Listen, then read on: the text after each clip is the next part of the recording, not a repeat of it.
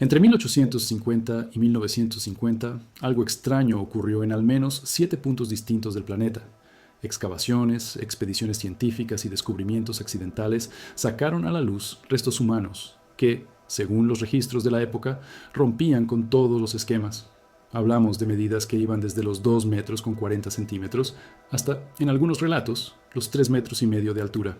El problema no es solo el tamaño, es lo que pasó después.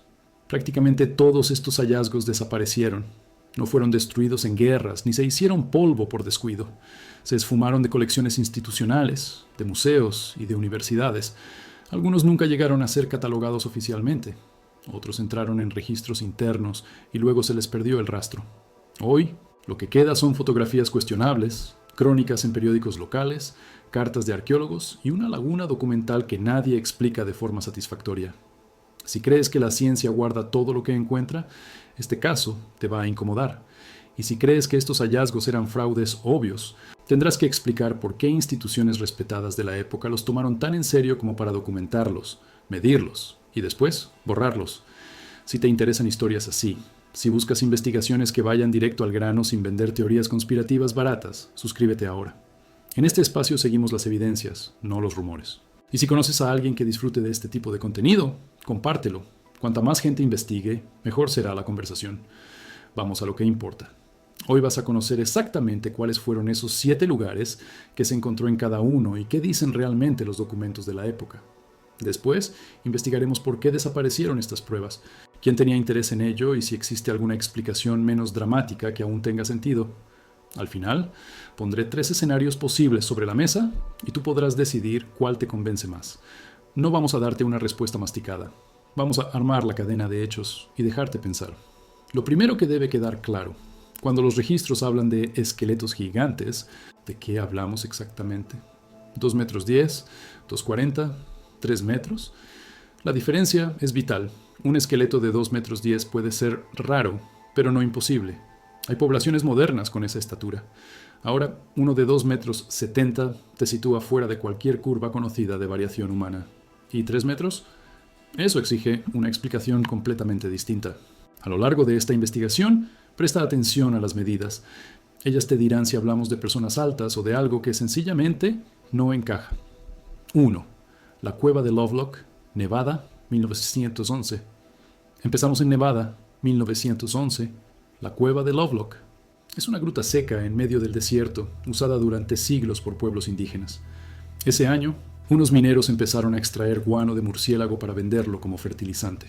Mientras removían toneladas de material orgánico, empezaron a aparecer artefactos, huesos y momias preservadas por el clima árido. Llamaron la atención de arqueólogos de la Universidad de California. Entre 1912 y 1924, varias expediciones formales investigaron el lugar. Y aquí surgen los relatos. Según documentos archivados en la universidad y reportajes de la época, se hallaron restos humanos con medidas fuera de lo común. Un registro menciona cráneos y huesos largos compatibles con individuos de 2 metros 40. Otro habla de momias que, estiradas, alcanzaban los 2 metros 60. Aquí está el problema. ¿A dónde fueron esos huesos? Oficialmente, la mayoría del material de Lovelock está catalogado en el Museo de Antropología de California y en el Museo Estatal de Nevada. Pero los esqueletos excepcionales no aparecen en ningún catálogo público. Existe una foto antigua de la época que muestra un cráneo enorme junto a uno de tamaño promedio. La diferencia es impactante, pero la foto nunca fue autenticada formalmente y el cráneo no está en ninguna colección conocida. La pregunta es obvia. Si era un fraude, ¿por qué arqueólogos serios lo documentaron? Y si era real, ¿por qué se esfumó? La explicación ortodoxa es el exceso de entusiasmo. Mineros y periodistas inflaron los números para vender la historia. Huesos de 2 metros pasaron a ser de 2,40. Tiene sentido, pero no explica por qué expertos académicos firmaron esas medidas ni explica la foto. ¿Se podía falsificar una foto en 1912? Sí, pero fabricar un cráneo lo bastante grande para engañar de cerca, con las técnicas de entonces, era un trabajo arduo. ¿Cuál sería el beneficio? 2. Castelnau-les-Lys, Francia, 1890. Segundo lugar. Castelnau, al sur de Francia, 1890.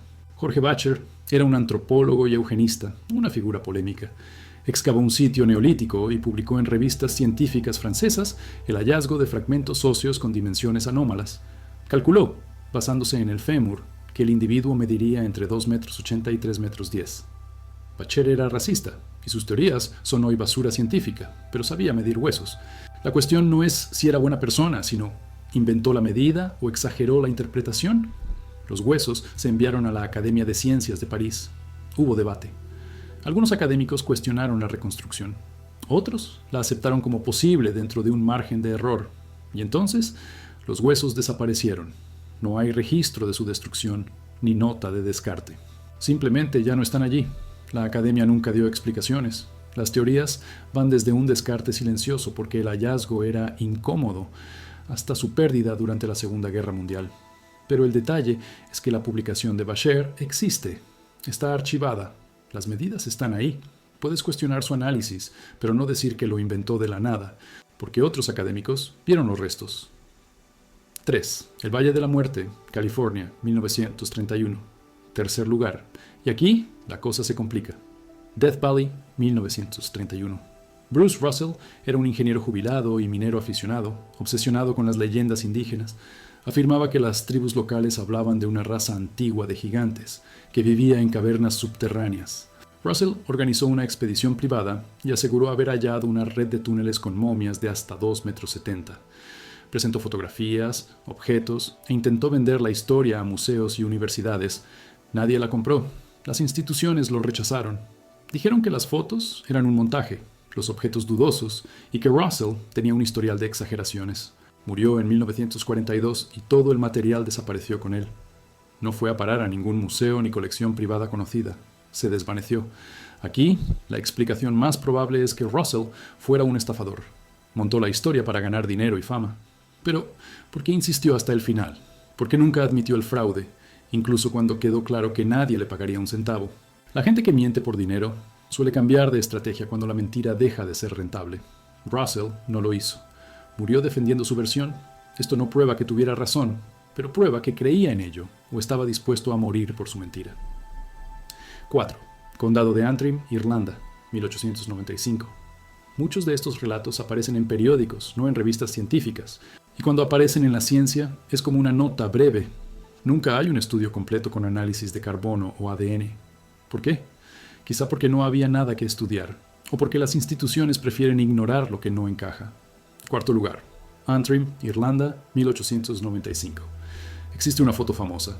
Muestra lo que parece un esqueleto gigantesco junto a una locomotora y varios hombres. La imagen circuló con el título «El gigante irlandés descubierto en una cantera». Decían que medía 3,60 metros. Un monstruo. Vamos al grano. La foto es un montaje. En 1895 ya existían las fotomontajes. El análisis moderno muestra inconsistencias en la luz y la perspectiva.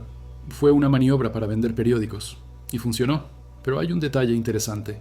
Las momias gigantes preservadas en pantanos irlandeses son un hecho real. No de 3 metros, pero sí de 2,20 metros o 30. Irlanda tiene un historial de cuerpos conservados en turba, con tamaños muy superiores a la media de la época.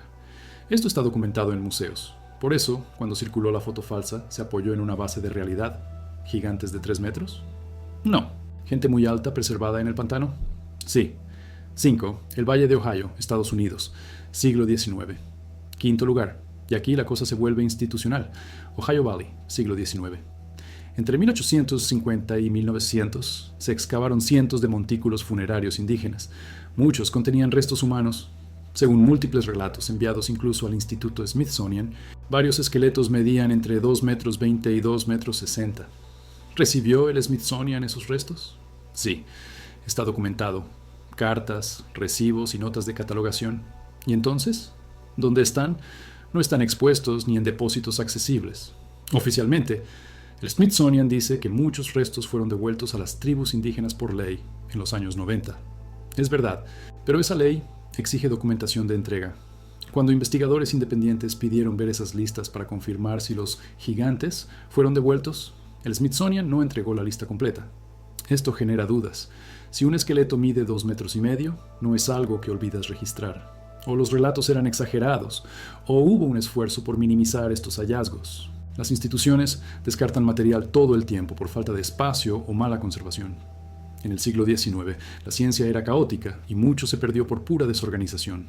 pero también significa que si querías hacer desaparecer algo a propósito, era muy fácil. 6. Gargallan, Filipinas, años 50. Sexto lugar. Gargallan, Filipinas, años 50. Antropólogos locales excavaron sitios precoloniales y reportaron fémures compatibles con individuos de 2,40 metros. Las medidas se publicaron en boletines internos universitarios. No fueron noticia mundial, pero están en los archivos. ¿Y los huesos? Destruidos durante la Segunda Guerra Mundial. Filipinas fue bombardeada y saqueada. Universidades enteras desaparecieron. Aquí tenemos una explicación plausible. La guerra destruye las pruebas, pero esto nos hace preguntarnos, si la guerra explica lo de Filipinas, ¿qué explica lo de Ohio o lo de Francia? 7. Mitla, México, inicios de 1890. Séptimo lugar. Mitla, México, inicios de 1890. Exploradores registraron en revistas de viajes el hallazgo de cámaras funerarias zapotecas con huesos de tamaño excepcional. Un relato dice, huesos tan grandes que parecían de otra especie. No hay medidas exactas ni fotos claras, solo el relato. ¿A dónde fueron? Según la crónica, se los llevaron coleccionistas particulares europeos. Y ahí se pierde el rastro. Es el caso más débil de los 7, pero ilustra un patrón. Mucho de lo hallado en el siglo XIX acabó en manos privadas.